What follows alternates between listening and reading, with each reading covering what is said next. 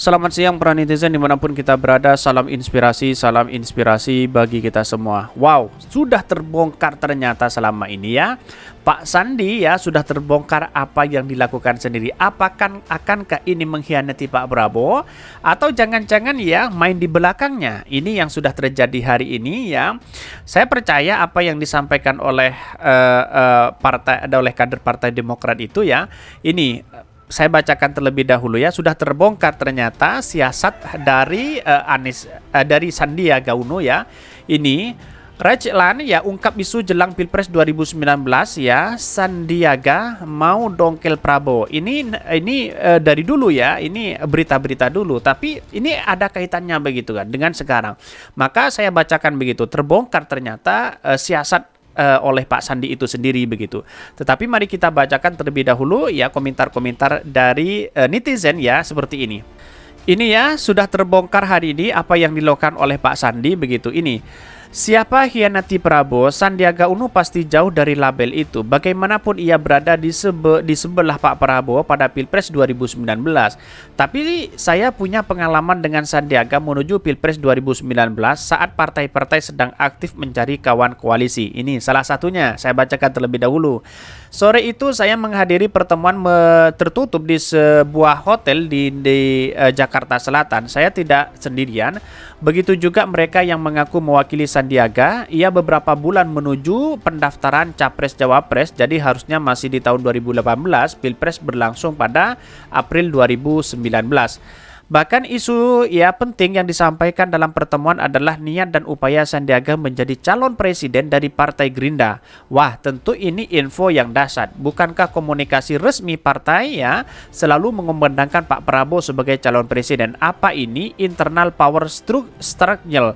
Nah, artinya apa? Ada muncul spekulasi bahwa Pak Sandi akan masuk di situ untuk menjadi calon presiden dari Partai Gerindra. Tapi pada hakikatnya konstituen kita mendeklarasikan Pak Prabowo. Apa sebaiknya apa yang terjadi selama ini? Mari kita bacakan ini.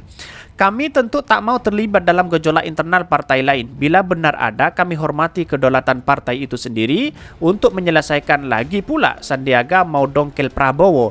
Wow, kalaupun benar ya, Purnawirawan Letnan Jenderal TNI Pranowo pasti akan tak akan tinggal diam. Kan betul begitu kan? Logika-logika seperti ini kan harus tahu kan, ini pasti punya data begitu kan si Relana Sadik ini kan. Mari kita bacakan lanjutkan ini. Ada perasaan tak enak pada hati kami saat ditanyakan kemungkinan dukungan dengan rencana Sandiaga. Ya tentu saja bekerja sama dengan Partai Gerindra selamanya akan kami sambut gembira. Tapi sampai ada keputusan resmi kepada siap mandat partai diberikan, lebih baik kami pasif saja. Pertemuan selanjutnya mungkin 1 atau 2 bulan kemudian Sandiaga datang sendirian ke pertemuan makan malam itu. Kami duduk berempat, tapi pertemuan terakhir ya cepat ya Sandiaga minta cerita lama dikubur. Pak Prabowo sangat kuat apalagi setelah mendapat dukungan dari Pak SBY katanya. Bahkan kita tahu apa kemudian terjadi ya, Partai Gerindra mengusung Prabowo calon presiden. Adapun Sandiaga ia jadi calon wakil presiden. Kok bisa? Padahal mereka berdua kader dari partai yang sama. Kenapa partai anggota koalisi rela lepas haknya? Cuman Sandiaga yang tahu resepnya. Pak Prabowo sendiri menulis surat yang panjang ya kepada Pak SBY menjelaskan alasan-alasan pribadi mengapa ia terpaksa memilih Sandiaga. Pak SBY sampai hari ini menyimpan surat tersebut. Adapun Demokrat pada pemilu 2019 ya bertahan dalam koalisi partai pengusung Prabowo Sandi. Wow, ada apa begitu kan? Tapi dengan telusuri seperti ini ya narasi-narasi ini rekam jejak Pak Sandi sudah kelihatan apakah ingin mendongkel Pak Prabowo atau apa begitu kan. Sehingga kok bisa ya sama-sama partai Gerindra begitu kan menjadi calon presiden di situ. Apakah yang dianggap ini adalah kemenangan atau hanya ingin sensasi? Ini yang menjadi pertanyaan hari ini, terbukti dan terjawab hari ini begitu kan. Bahkan ini secara realitas pasangan Prabowo Sandi cukup bersaing karena sosok Prabowo ya, karena pada waktu itu ya keterlibatan itu ada Anies juga begitu di situ begitu. Makanya orang akan banyak mendukung kepada Pak Prabowo begitu, apalagi yang agamis begitu kan. Bahkan ya dari statement ini kita tahu siapa yang sebenarnya yang mendongkel Prabowo, atau jangan-jangan sekarang mau mengkhianati juga. Nah, itu yang menjadi pertanyaan publik begitu. Setelah gagal ingin mendongkel Prabowo waktu itu, sekarang mau loncat sana loncat sini untuk mendukung untuk ingin ngebut menjadi calon presiden. Tapi kita baca terlebih dahulu ya komentar-komentar netizen, tetapi agak ramai juga begitu kan ini. Wih, Rami nih, saya ikut nih pertemuan pertamanya ini ya dari kalau nggak salah ini dari partai kader Partai Demokrat begitu kan. Ini kan sudah tahu sebenarnya apa yang terjadi ini. Mengubur berita tentang selesai ini. Lagi males ngomongin bola. Wow ini. Wow, pada akhirnya diungkap juga RHS selama ini makin seru nih. Itu nggak heran, Wong belum lama ini dia mau nyebrang ke partai lain demi ambisinya untuk menjadi calon presiden. Tapi kan keburu ketahuan dulu setelah disindir sang ketum, gak jadi loncat pagar.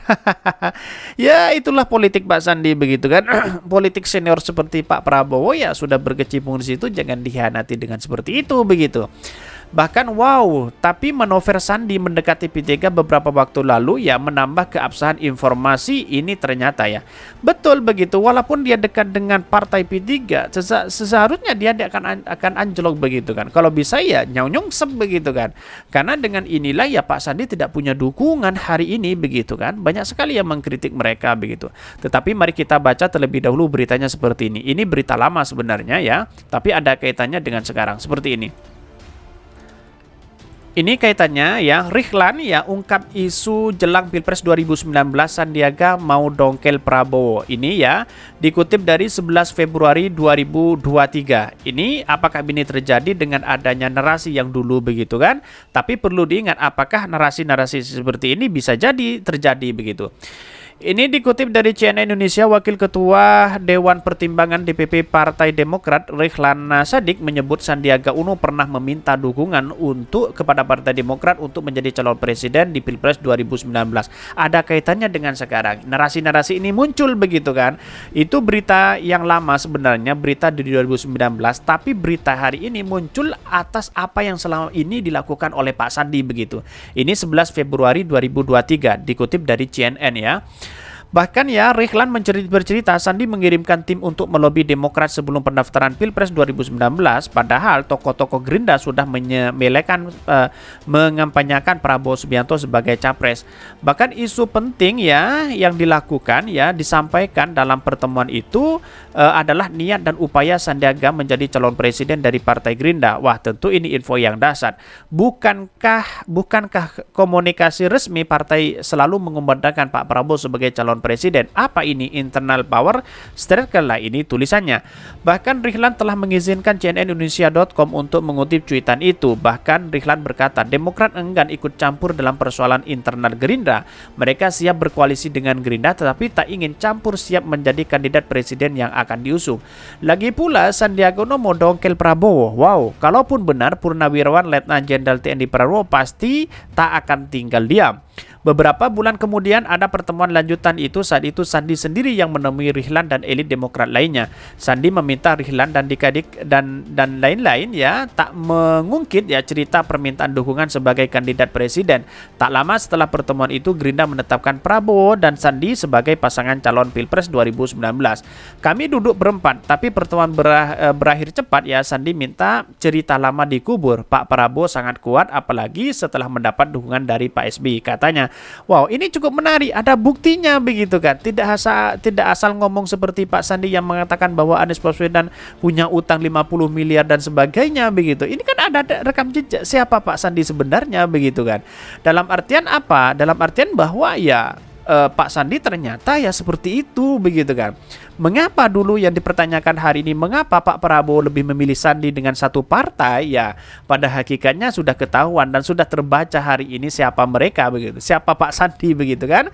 Ternyata permainan-permainan seperti itu. Akankah sama dengan P3 yang selama ini? Mungkin ya bisa jadi sama begitu, diiming-iming dengan seperti ini karena uangnya dia banyak begitu kan? Ya bisa jadi karena kekuatan uang itu menjadi modal nomor satu untuk menjadi calon presiden begitu. Ya, tetapi pada hakikatnya yang memilih siapa begitu. Apa prestasi Pak Sandi? Kan itu logika kita begitu. Ini kan rekam jejak kan ada begitu. Sebenarnya di 2019 itu ada kaitannya dengan yang sekarang ini begitu. Terbukti hari ini begitu apa yang selama ini yang digoda mungkin partai P3 begitu kan. Nah, itu yang menjadi catatan penting begitu. Akankah Pak Prabowo tidak tinggal diam? Ya pasti tidak tinggal diam karena dia pada hakikatnya Prabowo itu adalah ya politik lama sebenarnya, walaupun 3 kali sudah kalah dari calon presiden, pada hakikatnya sekarang ia maju lagi begitu kan, bisa jadi seperti itu. Tetapi kesimpulan saya hanya satu, bahwa apa yang dilakukan Pak Sandi rekam jejaknya sudah terbukti hari ini. Mungkin itu yang kami sampaikan. Tonton terus channel Hodari Podcast Rakyat ini karena ada berita-berita menarik dan viral setiap harinya. Salam para netizen, salam inspirasi bagi kita semua. Jangan lupa di subscribe channel YouTube Hodari Podcast Rakyat ini.